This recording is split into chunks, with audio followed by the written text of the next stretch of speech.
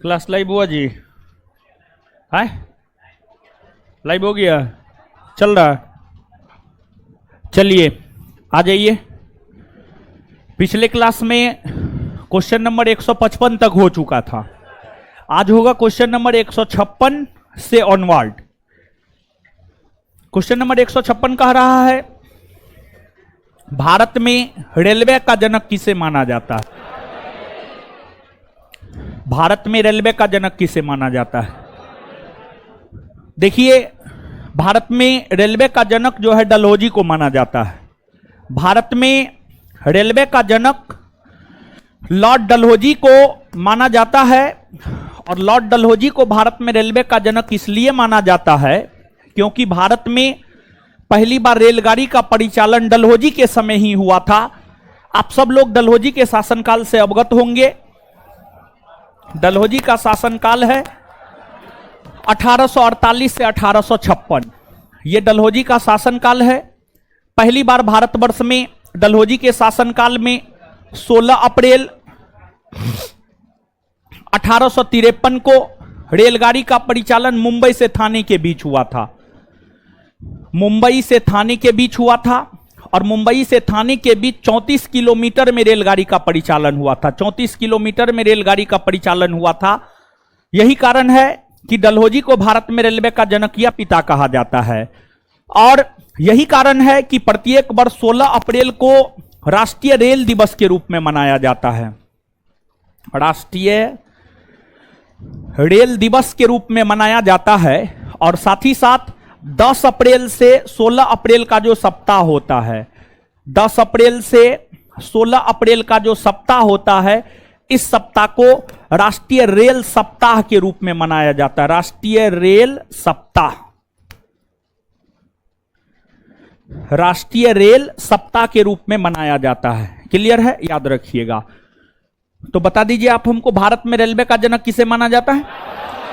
Lord Dalhousie. Lord Dalhousie का शासनकाल कब से कब तक? भारत में पहली बार रेलगाड़ी का परिचालन कब हुआ? भारत में पहली बार रेलगाड़ी का परिचालन कब हुआ? कहां से कहां के बीच हुआ? कितना किलोमीटर में? राष्ट्रीय रेल दिवस कब मनाया जाता है? राष्ट्रीय रेल दिवस, राष्ट्रीय रेल सप्ताह 10 अप्रैल से 16 अप्रैल। चलिए नेक्स्ट क्वेश्चन, इसका उत्तर का क्या हो जाएगा? 16 अप्रैल 1853। इसका आंसर क्या हो जाएगा? 34 किलोमीटर। नया पोस्ट ऑफिस एक्ट कब पारित हुआ और किसके शासनकाल में हुआ? देखिए, जो नया पोस्ट ऑफिस एक्ट है 1854 में लॉर्ड डलहौजी के शासनकाल में पारित हुआ। और इन्हीं के समय जब पोस्ट ऑफिस एक्ट पारित हुआ, इसके बाद पहली बार डाक टिकट का प्रचलन भी इन्हीं के समय हुआ था। तो नया पोस्ट ऑफिस एक्ट 1854 ईस्वी में लॉर्ड डलहौजी के समय पारित हुआ था। 1854 ईस्वी में लॉर्ड डलहौजी। तो नया पोस्ट ऑफिस एक्ट कब पारित हुआ? 1800 किसके शासनकाल में? नेक्स्ट, 1854 ईस्वी में भारत में पहली बार डाक टिकट का प्रचलन किसके शासनकाल में प्रारंभ? लॉर्ड डलहौजी। लॉर्ड डलहौजी।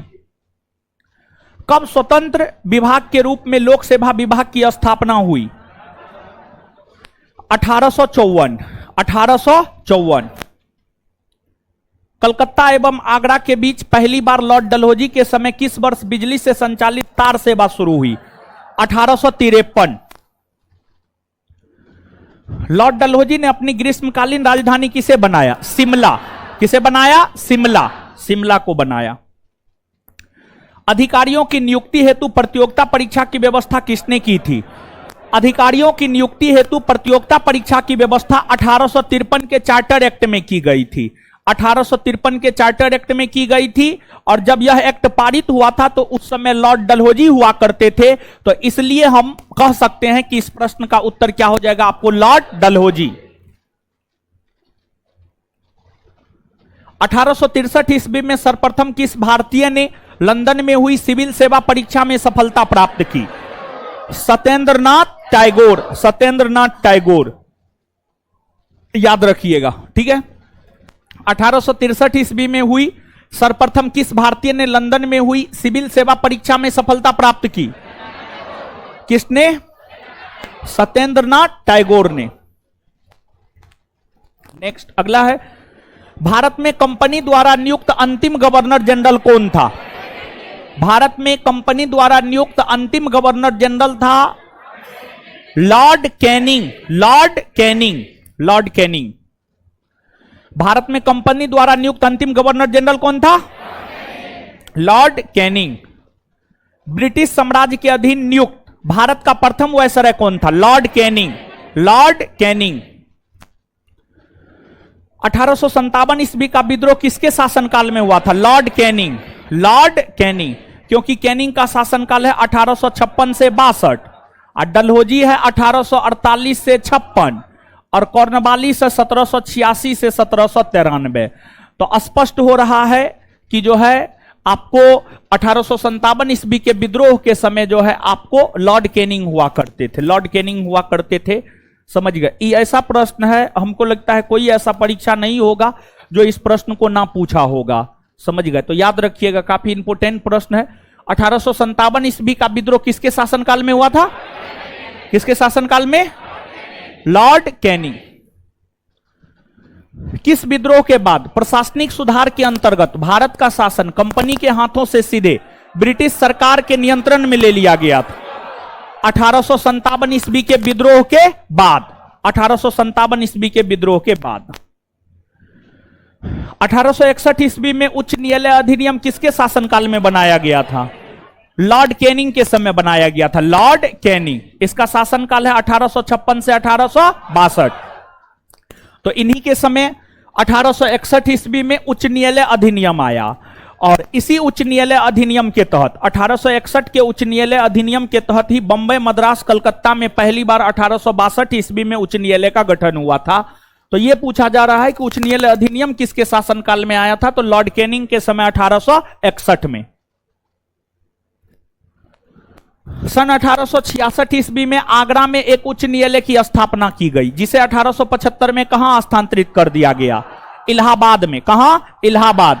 देखिए ध्यान दीजिएगा, इलाहाबाद जिसे आज प्रयागराज कहते हैं, इलाहाबाद का नाम परिवर्तित कर उत्तर प्रदेश की योगी सरकार ने प्रयागराज कर दिया। प्रयागराज कर दिया और इस नाम को परिवर्तित करने में 300 करोड़ का खर्च आया। समझिए 300 करोड़ रुपया का जो है आपको खर्च आया।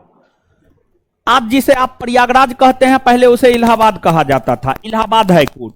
इलाहाबाद हाईकोर्ट में इलाहाबाद हाईकोर्ट का गठन इलाहाबाद में नहीं हुआ था, बल्कि इलाहाबाद हाईकोर्ट का गठन हुआ था आगरा में।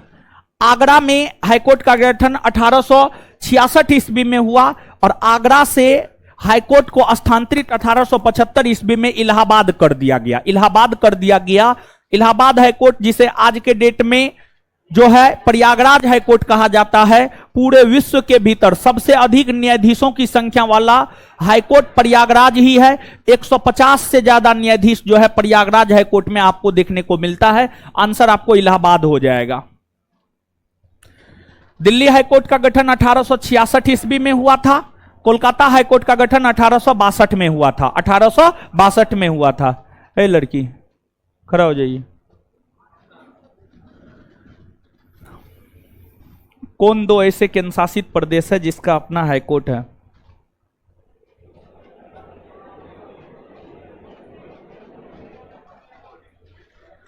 खड़ा हो जाइए। कौन दो ऐसा केंद्र शासित प्रदेश है जिसका अपना हाईकोर्ट है? जम्मू कश्मीर और लक्षद्वीप। जम्मू कश्मीर और लक्षद्वीप है। जम्मू कश्मीर हाईकोर्ट का गठन कब हुआ? 1928। और दिल्ली हाईकोर्ट का गठन 1966। 1866 ने 1900 गलती लिखे हैं हम, 1966 होगा। Delhi high court 1966, Calcutta high court 1862। समझ गए? चलिए तो ठीक है। खड़े हो जाइए, खड़े होइए। पटना हाईकोर्ट का गठन कब हुआ है? है संद्रई 1916। बैठ जाइए, चलिए आगे आइए। अब किसके समय में 1856 ईस्वी में विधवा पुनर्विवाह अधिनियम स्वतंत्र रूप से लागू किया गया? देखिए ध्यान दीजिएगा, होता क्या था, हिंदू धर्म में सिर्फ एक विवाह मान्य है। विधवा महिलाओं की दशा समाज में काफी दयनीय होती थी। विधवा महिला को ना घर वाला एक्सेप्ट करता था, ना ससुराल वाला, और ना समाज एक्सेप्ट करता था। विधवा महिला को काफी है दृष्टिकोण से देखा जाता था। विधवा महिलाओं की काफी दयनीय स्थिति हुआ करती थी। विधवा महिलाओं की दयनीय स्थिति को देखते हुए ईश्वरचंद विद्यासागर ने विधवा महिलाओं को फिर से विवाह का अधिकार दिलाने को लेकर आंदोलन किया, और ईश्वरचंद विद्यासागर के प्रयास से ही लॉर्ड कैनिंग ने 1856 ईस्वी में विधवा पुनर्विवाह अधिनियम पारित किया, और फिर से विधवाओं को विवाह करने का अधिकार मिला, और पुरुष विधवा महिला से विवाह करे, इसके मद्देनजर ईश्वरचंद विद्यासागर ने अपने पुत्र का विवाह विधवा महिला के साथ करवाया। अपने पुत्र का विवाह विधवा महिला के साथ करवाया। तो हिंदू धर्म की विधवा महिलाओं को जो फिर से विवाह करने का अधिकार मिला था, उसमें ईश्वरचंद विद्यासागर का बहुत बड़ा योगदान था, और ईश्वरचंद विद्यासागर के दबाव में आकर ही लॉर्ड कैनिंग ने 1856 ईस्वी में विधवा पुनर्विवाह अधिनियम स्वतंत्र रूप से लागू किया। अर्थात इस प्रश्न का सही उत्तर हो जाएगा लॉर्ड कैनिंग, लॉर्ड कैनिंग। और यहां पर अगर आपसे पूछा जाए कि विधवा पुनर्विवाह अधिनियम पारित करवाने में किस भारतीय समाज सुधारक का महत्वपूर्ण योगदान रहा है, क्या होगा उत्तर? ईश्वरचंद। और जो ईश्वरचंद विद्यासागर थे, इनका संबंध बंगाल प्रेसिडेंसी से था। कहां से था? बंगाल प्रेसिडेंसी।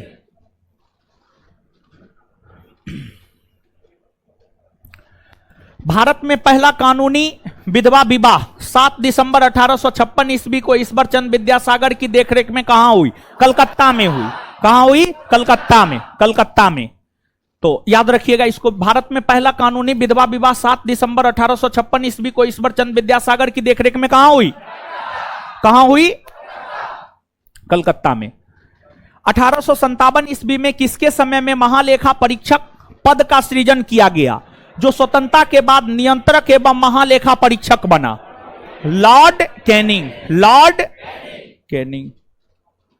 हे लड़का, खड़ा हो, उधर पीछे पीछे। हाँ, भारत के नियंत्रक महालेखा परीक्षक की नियुक्ति कौन करता है?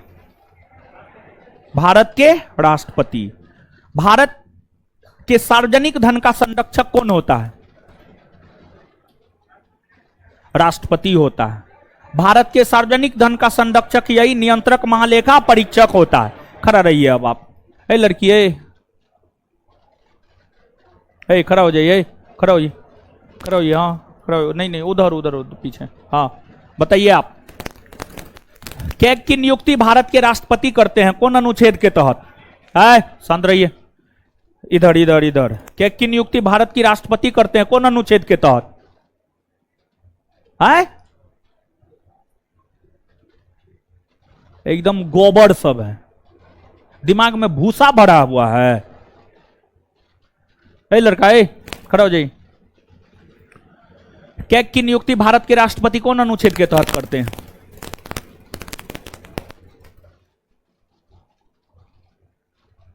लड़की, खड़ा हो जाइए उधर।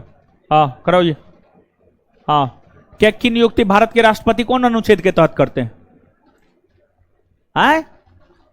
क्या? 174 174। अच्छा, बैग वाला, खड़ा हो जाइए, खड़ा हो जाइए। हाँ, कौन अनुच्छेद के तहत राष्ट्रपति? आगे वाले बैठिए, आगे वाले बैठिए। अरे आगे वाले बैठिए ना। कौन अनुच्छेद के तहत करते हैं? 169। यही रिवीजन किए हैं, कल टेस्ट में यही सब दिए हैं। क्या होगा उत्तर जी? 148 ना। कैग अपना रिपोर्ट किसको देता है? भारत के राष्ट्रपति उसको कहां रखवाता है? संसद के पटल पर। संसद उसकी जांच किससे करवाता है? लोकलेखा समिति से करवाता है। लोकलेखा समिति अपना रिपोर्ट किसे देता है? लोकसभा के अध्यक्ष को। लोकसभा के नहीं बताए हैं, ये मार फट्टा से ठीक कर देंगे हम, ठीक है? सब एकदम जिंदा गाड़ने वाला सब है, ये सब समझ गए? ये सबको खदा खून के जिंदा गाड़ दे, तुम सब पृथ्वी पर का बोझ सब है, रहिए खराब। किस अधिनियम के तहत मुगल सम्राट के पद को समाप्त कर दिया गया? मुगल सम्राट के पद को समाप्त 1858 के भारत परिषद अधिनियम के तहत हुआ है। 1858 के भारत परिषद अधिनियम के तहत हुआ है। तीनों जो इधर उधर कर रहे थे, खड़ा हो जाइए चश्मा वाली और दूगो आगे वाली, खड़ा हो जाइए, खड़ा हो जाइए, खड़ा हो जाइए, खड़ा हो जाइए, जल्दी खड़ा होइए जल्दी, और नहीं तो हम उतर गए स्टेज से तो नानी याद हम दिला देंगे, और नहीं तो अपने मन से खड़ा हो जाइए। किस अधिनियम के तहत मुगल सम्राट के पद को समाप्त कर दिया गया? 1858 भारत शासन अधिनियम 1800। खड़ा हो जाइए जल्दी, जल्दी खड़ा हो जाइए जल्दी। उसके बगल वाली भी खड़ा होइए, जो खड़ा हुई है उसके बगल वाली और जस्ट पीछे वाली। यहां पर ध्यान से सुनेगी न, ध्यान से याद नहीं करेगी, क्वेश्चन पूछेंगे तो दिन में तारा नजर आएगा। अब पीछे वाली चश्मा वाली खड़ा होइए। तो चश्मा खोल लिए हैं तो इसका क्या मतलब? हमको नहीं पता चला है आपके विषय में, आप भरम में मत रहिए, ऐसे मास्टर थोड़े बन गए हैं जी। खड़ा हो जाइए, खड़ा हो जाइए। हाँ अब ना हुआ सही है, हट। मारेंगे हम, मुंह तोड़ देंगे। समझ में नहीं आता है जी? उठा के पटक देंगे हम सीधे ऊपर से नीचे। कौन फ्लोर पे है पता है ना? Ground, first, second. Second floor पे हैं? हाँ सेकंड फ्लोर पे हैं आप, ग्राउंड फ्लोर पे ना है। उठा के पटकेंगे, चल जाइएगा, कपार कान फूट जाएगा। हाफ मर्डर का केस हम पे लगेगा।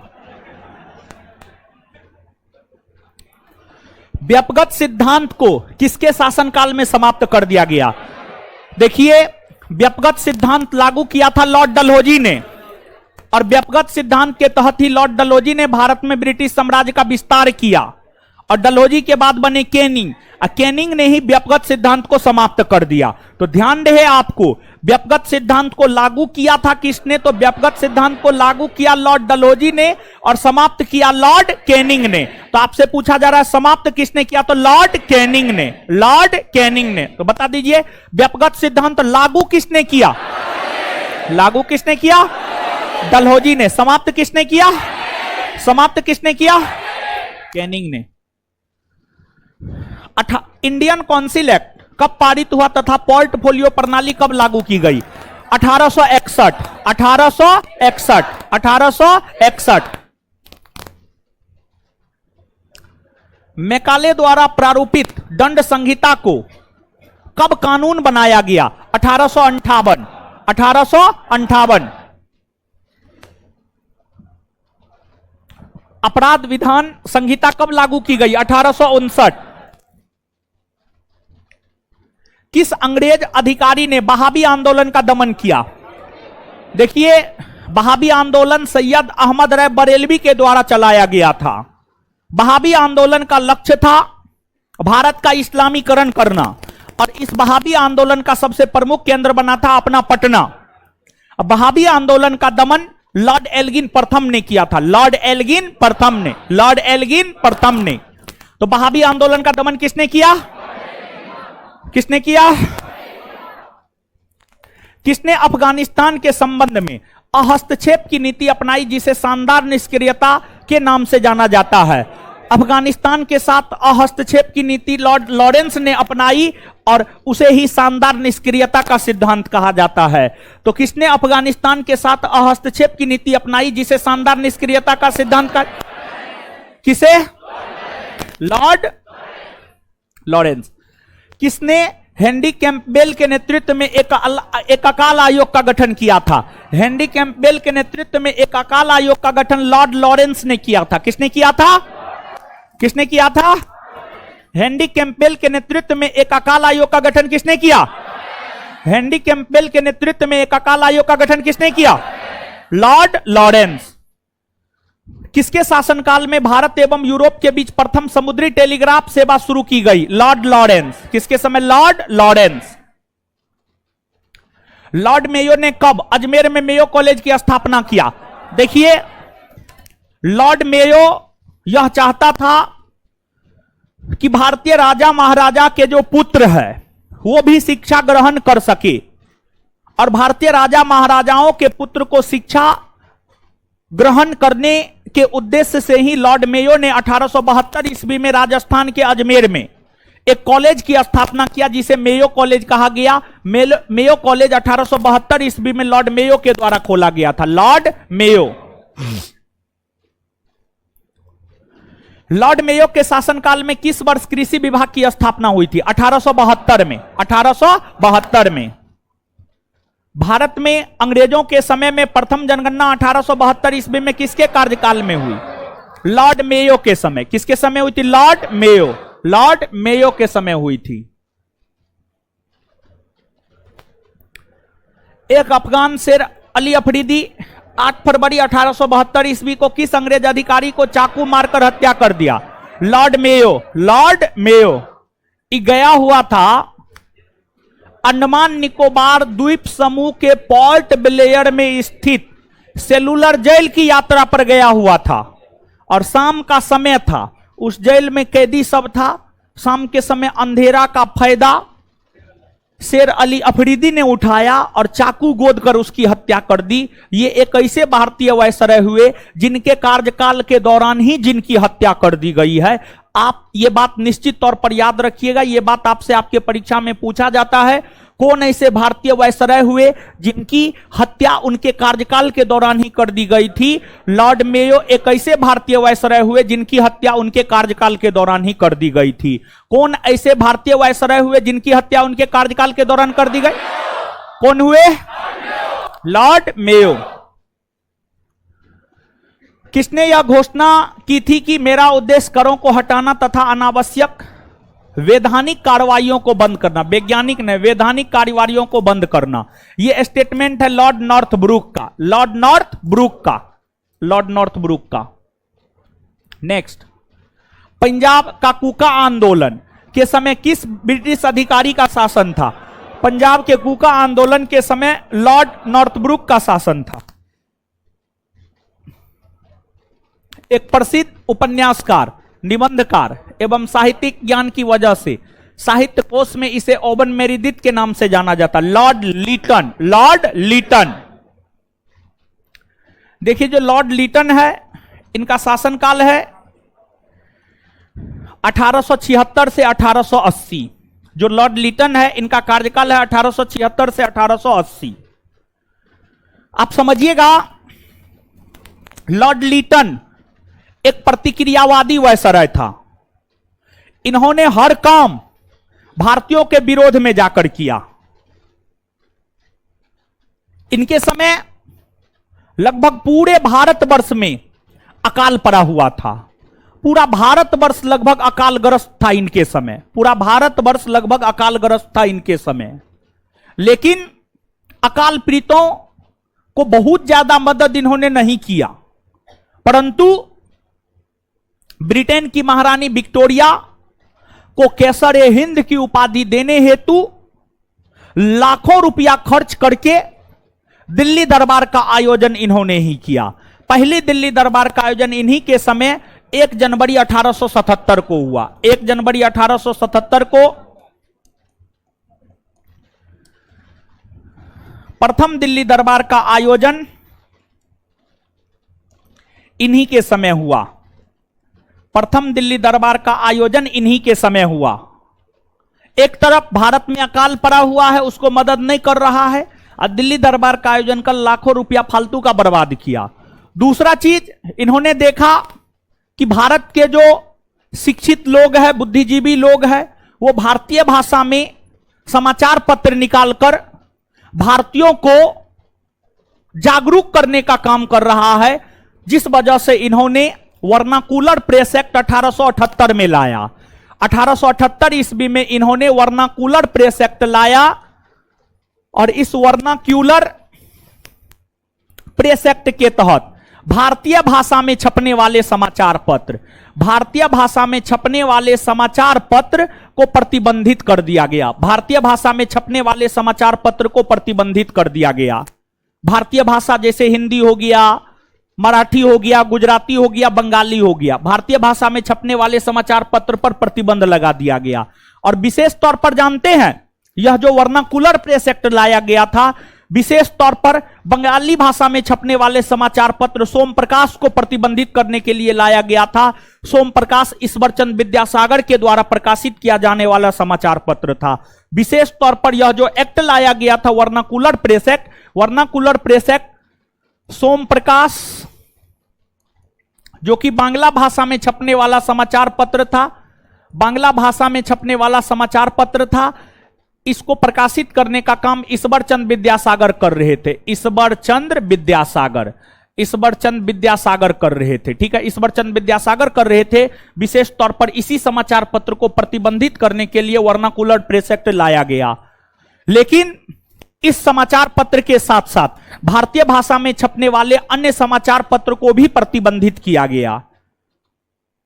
इसके बाद इस एक्ट ने, वर्नाकुलर प्रेस एक्ट ने भारतीय भाषा में छपने वाले समाचार पत्र को प्रतिबंधित कर दिया। भारतीय भाषा में छपने वाले समाचार पत्र को क्या कर दिया? प्रतिबंधित कर दिया, प्रतिबंधित कर दिया। वो लड़का को देखिए तो मोबाइल में क्या देख रहा है, क्या देख रहा है वो? आज हम तो आप लोग को खोजते रहते हैं डिबिया, बार बार की हम आप लोग को खोजते रह। आइए ना, आइए, अरे आइए ना, आप इधर आइए, अरे इधर आइए ना जी, आप मोबाइलो लेते आइएगा, मोबाइलो। हाँ चलिएगा, अब देखिएगा vernacular press act. Vernacular press act जब आया ना, तो एक अमृत बाजार पत्रिका था, मोतीलाल घोष और शिशिर कुमार घोष उसको प्रकाशित करता था, जो कि बांग्ला भाषा में छपता था। नीचे ही रहना, नीचे ही रहना, नीचे ही रहना है, हम आएंगे आपसे बात करेंगे, नीचे ही रहना है आपको। ठीक है, स्टेज पे कैसे चढ़ जाइएगा?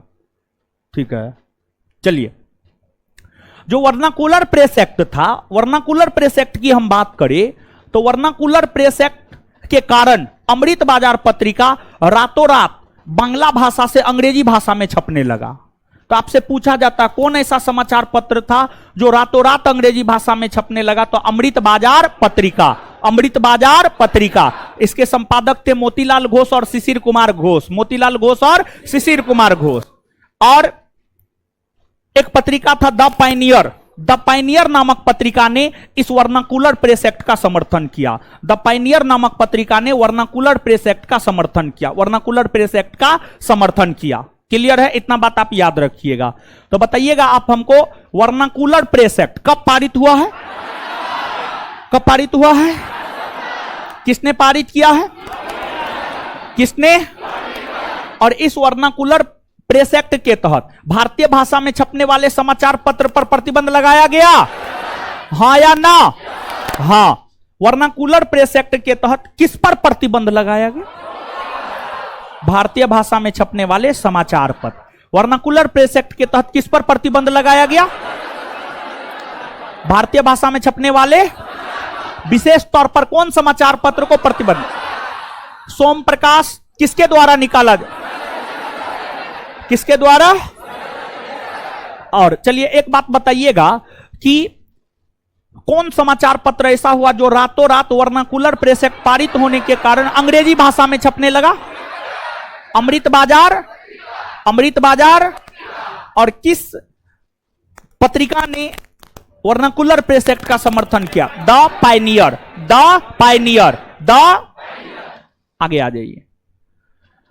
लिटन ने किसकी अध्यक्षता में अकाल आयोग का गठन 1878 ईस्वी में किया? लिटन ने 1878 ईस्वी में रिचर्ड स्ट्रेची के नेतृत्व में अकाल आयोग का गठन किया। लिटन ने 1878 ईस्वी में रिचर्ड स्ट्रेची की अध्यक्षता में अकाल आयोग का गठन किया। 1 जनवरी 1877 ईस्वी को ब्रिटेन की महारानी विक्टोरिया को केसर हिंद की उपाधि से सम्मानित करने के लिए किसका आयोजन किया गया था? दिल्ली। किसने आयोजन किया था? लॉर्ड। और प्रथम दिल्ली दरबार का आयोजन कब हुआ है? प्रथम दिल्ली दरबार का आयोजन कब हुआ है? किसके समय हुआ है? किसके समय? और इस दिल्ली दरबार के तहत महारानी विक्टोरिया को कौन सी उपाधि दी गई? कौन सी उपाधि? किस अंग्रेज अधिकारी ने 1878 ईस्वी में वर्नाकुलर प्रेस एक्ट पारित कर भारतीय समाचार पत्रों पर कठोर प्रतिबंध लगाया? लॉर्ड लिटन। विशेषकर किस राष्ट्रवादी समाचार पत्र पर प्रतिबंध लगाने के लिए यह एक्ट पारित किया गया? सोम। किस समाचार पत्र ने वर्नाकुलर प्रेस एक्ट 1878 का समर्थन किया? पाइनियर। किसने? किसने? पाइनियर ने। नीचे से एक लाइन लिखिएगा। अमृत बाजार पत्रिका। अब आप लोग बैठ जाइए, अब सब लोग बैठ जाइए, बैठ जाइए। आप लोग लिखिए। हाँ, क्या कर रहे थे? सही सही बताइए, मां कसम है आपको। सही सही। वो नीचे रहिए, नीचे रहिए। नहीं नहीं, हमको प्रणाम उनाम मत कीजिए ना। हाँ, क्या कर रहे थे? सही सही बताइए। कौन चीज का फोटो ले रहे थे? कहां से फोटो ले रहे थे? किसका फोटो ले रहे थे?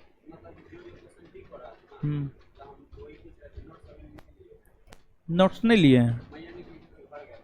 ठीक है, जाइए लिखिएगा। अमृत बाजार पत्रिका, अमृत बाजार पत्रिका के संपादक, अमृत बाजार पत्रिका के संपादक मोतीलाल घोष। अमृत बाजार पत्रिका के संपादक मोतीलाल घोष और शिशिर कुमार घोष। अमृत बाजार पत्रिका के संपादक मोतीलाल घोष और शिशिर कुमार घोष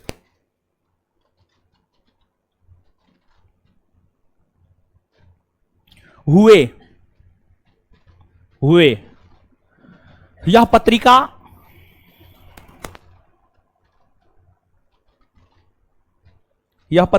मूलतः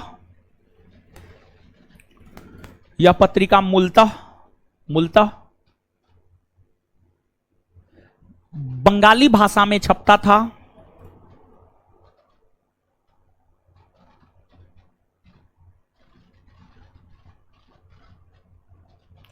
यह पत्रिका मूलतः बंगाली भाषा में छपता था, लेकिन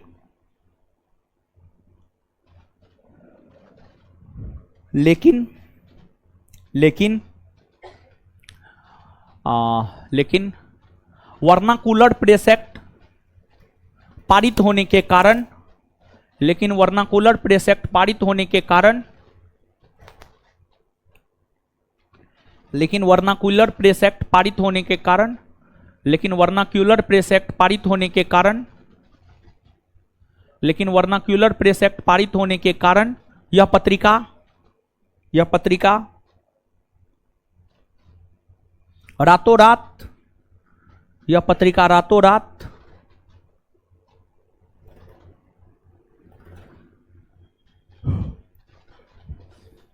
रात अंग्रेजी भाषा में छपने लगा।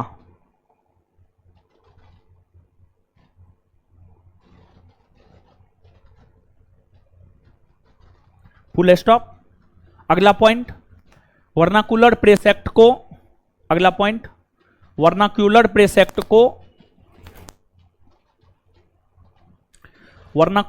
एक्ट को आसमान से गिरने वाले, वर्नाकुलर प्रेस एक्ट को आसमान से गिरने वाले, वर्नाकुलर प्रेस एक्ट को आसमान से गिरने वाले वज्रपात की संज्ञा, आसमान से गिरने वाले वज्रपात की संज्ञा, आसमान से गिरने वाले वज्रपात की संज्ञा सुरेंद्रनाथ बनर्जी ने दिया है। वर्नाकुलर प्रेस एक्ट को आसमान से गिरने वाले वज्रपात की संज्ञा सुरेंद्रनाथ बनर्जी ने दिया है। सुरेंद्रनाथ बनर्जी ने दिया है। सुरेंद्रनाथ बनर्जी ने दिया है। सुरेंद्रनाथ बनर्जी ने दिया है। भारतीय शस्त्र अधिनियम कब पारित हुआ? भारतीय शस्त्र अधिनियम 1878 ईस्वी में लॉर्ड लिटन के समय पारित हुआ था और इस अधिनियम के तहत भारतीयों से अस्त्र शस्त्र रखने के अधिकार छीन लिए गए। इस अधिनियम के तहत भारतीयों से अस्त्र शस्त्र रखने के अधिकार छीन लिए गए थे। तो बता दीजिए भारतीय शस्त्र अधिनियम कब पारित हुआ है? भारतीय शस्त्र अधिनियम कब पारित हुआ है? 1800। किसने सिविल सेवा परीक्षाओं में प्रवेश की अधिकतम उम्र 21 वर्ष से घटाकर 19 वर्ष कर दी?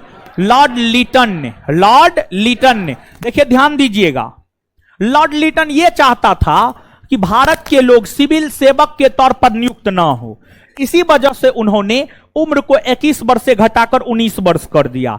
लेकिन लिटन के बाद बना रिपन। रिपन ने उम्र को 19 वर्ष से बढ़ाकर 21 वर्ष कर दिया। तो ध्यान रहे आपको, अगर सवाल यह रहे कि सिविल सेवा परीक्षाओं में प्रवेश की अधिकतम उम्र 21 वर्ष से घटाकर 19 वर्ष किसने किया? तो लिटन ने। और 19 वर्ष से बढ़ाकर 21 वर्ष किसने किया? तो रिपन ने। घटाने के संदर्भ में बात करेगा लिटन और बढ़ाने के संदर्भ में बात करेगा रिपन। क्लियर है? लिटन ने किस जगह मुस्लिम एंग्लो प्राच्य महाविद्यालय की स्थापना की थी? अलीगढ़ में किया था। कहां किया था? अलीगढ़ में। लिटन ने किस जगह मुस्लिम एंग्लो प्राच्य महाविद्यालय की स्थापना किया? कहां किया? अलीगढ़ में। किस ब्रिटिश अधिकारी ने तात्कालिक प्रधानमंत्री ग्लैडस्टोन के परामर्श से सन 1882 ईस्वी में लगे वर्नाकुलर प्रेस एक्ट को समाप्त कर दिया? वर्नाकुलर प्रेस एक्ट 1882 में समाप्त हुआ और उस समय हुआ करते थे भारतीय वायसराय लॉर्ड रिपन। तो स्वाभाविक सी बात है, उत्तर क्या हो जाएगा? Lord Ripon. लॉर्ड रिपन का शासनकाल है 1880 से 1884। 1880 से 1884। इसी के समय 1882 ईस्वी में वर्नाकुलर प्रेस एक्ट रद्द कर दिया गया। तो देखिए यहां पर गौर कीजिएगा, दोनों बात आपसे आपके परीक्षा में पूछा जाता है। अगर आपसे यह पूछा जाए कि वर्नाकुलर प्रेस एक्ट कब पारित हुआ है, तो 1878। यह कब रद्द हुआ है? तो 1882। क्लियर है ये बात? वर्नाकुलर प्रेस एक्ट कब पारित हुआ है? तो 1878। कब रद्द हुआ है? तो 1882। कब रद्द हुआ है? तो 1882। पारित किसने किया है? तो लॉर्ड लिटन ने। रद्द किसने किया है? लॉर्ड रिपन ने। रद्द किसने किया? लॉर्ड। महत्वपूर्ण फैक्ट है, ये सब बड़ी महत्वपूर्ण है। आता है सीधे सीधे क्वेश्चन आता है, और क्वेश्चन आता है विद्यार्थी गलती करके बैठता है। तो इसलिए इस पे ज्यादा फोकस कर रहे हैं, ज्यादा हम बोल रहे हैं वर्नाकुलर प्रेस एक्ट को लेकर के, क्योंकि हमेशा आपके बिहार पुलिस परीक्षा में यहां से एक ना एक प्रश्न निश्चित तौर पे आया है। ठीक है, तो ध्यान से जवाब दीजिएगा आप हमको। वर्नाकुलर प्रेस एक्ट कब पारित हुआ? 1800। कब रद्द हुआ? पारित किसने किया? लिटन। रद्द किसने किया? रद्द किसने किया? क्लियर? स्थानीय स्वशासन का जनक कौन कहलाता है? स्थानीय स्वशासन का जनक कहलाता है लॉर्ड रिपन। Lord Ripon. किसके शासनकाल में सन 1881 ईस्वी में सर्वप्रथम नियमित जनगणना हुई? Lord Ripon. Lord Ripon. देखिए ध्यान दीजिएगा, भारत में जनगणना की अगर आप बात करेंगे तो भारत में सर्वप्रथम जनगणना 1872 में लॉर्ड मेयो के समय हुआ। लेकिन लॉर्ड मेयो के समय जो जनगणना हुआ था वो भारत की 100% जनसंख्या का जनगणना नहीं हुआ था। पहली बार 1881 में लगभग भारत की 100% जनसंख्या का जनगणना हुआ और 1881 ईस्वी में ही यह फिक्स कर दिया गया कि भारत में प्रत्येक 10 वर्ष के अंतराल पर जनगणना होगा। और तब से लेकर आज तक भारत में 10 वर्ष के अंतराल पर नियमित रूप से जनगणना होता हुआ आया है। 1881 में, 1891 में, 1901 में, 1911 में, 1921 में, 1931, 1941, 1951, 1961, 1971, 1981, 1991, 2001, 2011, फिर 2021 में होना चाहिए लेकिन 2021 में हुआ नहीं है। 2021 में हुआ नहीं है। तो नियमित रूप से जनगणना की शुरुआत 1881 ईस्वी से ही मानी जाती है। वही भारतवर्ष में पहली जनगणना 1872 में लॉर्ड मेयो के समय, और नियमित रूप से जनगणना की शुरुआत 1881 ईस्वी से लॉर्ड रिपन के समय। लॉर्ड रिपन के समय। लॉर्ड रिपन के समय। और भारत में प्रत्येक कितना वर्ष के अंतराल पर जनगणना? कितना वर्ष? कितना वर्ष? 10 वर्ष के अंतराल पर होता है। क्लियर है ये बात? और देखिए ध्यान दीजिएगा, भारत में जनगणना सर्वप्रथम ब्रिटिशों के द्वारा करवाया गया था और पहली बार ब्रिटेन में जनगणना 1801 में हुआ। पहली बार ब्रिटेन में जनगणना 1801 में हुआ और ब्रिटिशों ने भारत में पहली बार 1872 में करवाया। और भारत में जो ये प्रत्येक 10 वर्ष के अंतराल पर जनगणना होता है, जिसे दशकीय जनगणना कहा जाता है, विश्व का प्रथम देश अमेरिका हुआ जिसने दशकीय जनगणना का सूत्रपात किया। विश्व का प्रथम देश अमेरिका हुआ जिसने दशकीय जनगणना का सूत्रपात किया और अमेरिका से ही भारत ने इस बात को अपनाया कि भारत में भी 10 वर्षों के अंतराल पर जनगणना होगा और इसलिए भारत में प्रत्येक 10 वर्ष के अंतराल पर जनगणना का आयोजन होता है। जनगणना कितने वर्ष के अंतराल पर, कितने वर्ष? 10 वर्ष। किस ब्रिटिश अधिकारी ने सिविल सेवा में प्रवेश की अधिकतम आयु सीमा पुनः 19 वर्ष से बढ़ाकर 21 वर्ष? क्या होगा? रिपन होगा। क्लियर है? 1881 की जनगणना में किनको नहीं जोड़ा गया? हैदराबाद और राजपूताना दोनों को नहीं जोड़ा गया था। D 204 D 205। सन 1881 ईस्वी में किसके द्वारा प्रथम कारखाना अधिनियम लाया गया? देखिए 1881 ईस्वी में प्रथम कारखाना अधिनियम लॉर्ड रिपन के द्वारा लाया गया। किसके द्वारा? Lord Ripon. लॉर्ड रिपन के द्वारा लाया गया। प्रथम कारखाना अधिनियम से संबंधित कौन से कथन सत्य है? इसमें 7 वर्ष से कम आयु के बच्चों को काम करने पर प्रतिबंध था। हां, प्रतिबंध लगाया गया। समझ गए? देखिए कारखाना अधिनियम ला करके कहा जा रहा है कि 7 वर्ष से कम आयु के बच्चे काम नहीं करेंगे। मतलब कहीं ना कहीं 7 वर्ष से कम उम्र के बच्चों से भी अंग्रेज काम करवाता होगा। हां, निश्चित तौर पर 7 वर्ष से कम उम्र के बच्चों से भी अंग्रेज काम करवाता था। समझ गए? इसलिए जब 1881 में प्रथम कारखाना अधिनियम आया तो उसमें कहा गया कि 7 वर्ष से कम उम्र के बच्चे कारखाना में शामिल नहीं होंगे, कारखाना में काम नहीं करेंगे। यह सही बात है। 7 से 12 वर्ष तक के श्रमिकों के लिए 9 घंटे से अधिक कार्य कराया जाना प्रतिबंधित किया गया। हां, 7 से 12 वर्ष की उम्र तक के जो बच्चे थे उनके विषय में कहा गया कि उनसे 9 घंटा से ज्यादा काम ना करवाया जाए। मतलब कहीं ना कहीं 9 घंटा से ज्यादा काम करवाया जाता होगा तब तो कहा गया 9 घंटा से ज्यादा काम ना करवाया जाए। हां, इस अधिनियम के पारित होने से पहले तक बच्चों से भी 10 घंटा, 12 घंटा, 14 घंटा, 16 घंटा, 17 घंटा तक काम करवाने का काम जो है अंग्रेज किया करता था। यह भी सही है। यह चाय, कॉफी एवं नील की खेती पर लागू नहीं थी। नहीं, चाय बागान, कॉफी बागान और नील की खेती पर यह लागू नहीं थी। मतलब चाय बागान, कॉफी बागान और नील के बागान में 7 वर्ष से कम उम्र के बच्चे भी काम कर सकते थे और 9 घंटा क्या, 9 घंटा से ज्यादा काम करना पड़ता, क्योंकि यह अधिनियम 1881 का कारखाना अधिनियम जो है चाय, कॉफी और नील बागान पर लागू नहीं था। मतलब ये जो तमाम प्रावधान है ये प्रथम कारखाना अधिनियम के प्रावधान है। प्रथम कारखाना अधिनियम 1881 ईस्वी में आया था और 1881 ईस्वी में प्रथम कारखाना अधिनियम लॉर्ड रिपन के समय आया था। लॉर्ड रिपन के समय आया था। लॉर्ड रिपन के समय आया था।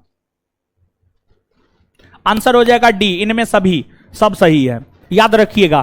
प्रथम कारखाना अधिनियम कब आया है जी? कब आया है? किसके समय आया है? किसके समय? इसमें क्या क्या प्रावधान था? पहला,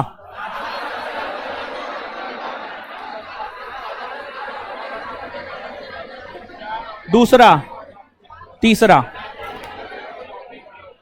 क्लियर है? चलिए, रिपन के समय में शैक्षणिक सुधारों के अंतर्गत किसकी अध्यक्षता में एक आयोग गठित की गई थी? देखिए, रिपन के समय शैक्षणिक सुधारों के अंतर्गत विलियम हंटर की अध्यक्षता में एक आयोग गठित किया गया था जिसे हंटर आयोग कहा गया। हंटर आयोग का गठन 1882 में हुआ था और इस आयोग ने प्राथमिक शिक्षा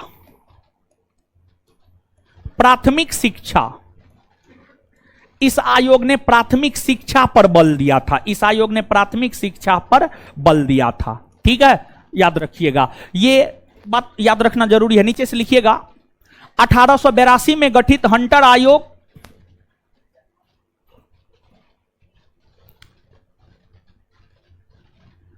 1882 में गठित हंटर आयोग 1882 में गठित हंटर आयोग 1882 में गठित हंटर आयोग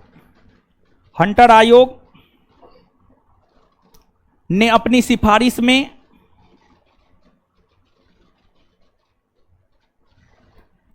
हंटर आयोग ने अपनी सिफारिश में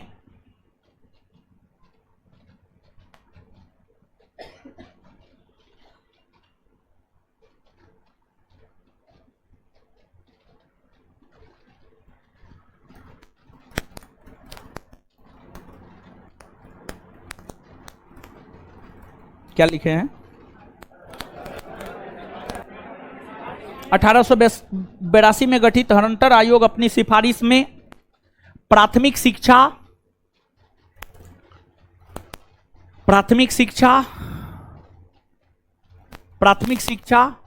पर बल दिया। प्राथमिक शिक्षा पर बल दिया। प्राथमिक शिक्षा पर बल दिया। प्राथमिक शिक्षा पर बल दिया। प्राथमिक शिक्षा पर बल दिया। Full stop. चलिए, इससे आगे हम लोग अगले क्लास में देखेंगे। लड़की लोग निकलिए, तो लड़का लोग रुक जाइए, लड़की को निकलने दीजिए। लड़की लोग निकलिए।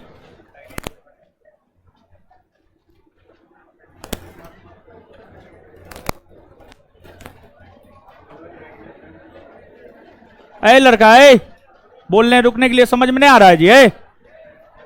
ए लड़का, ए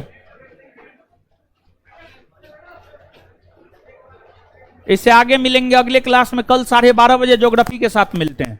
कल ज्योग्राफी दूसरा चैप्टर क्लियर हो जाएगा। ठीक है, दीजिए तो जी क्वेश्चन एक बार।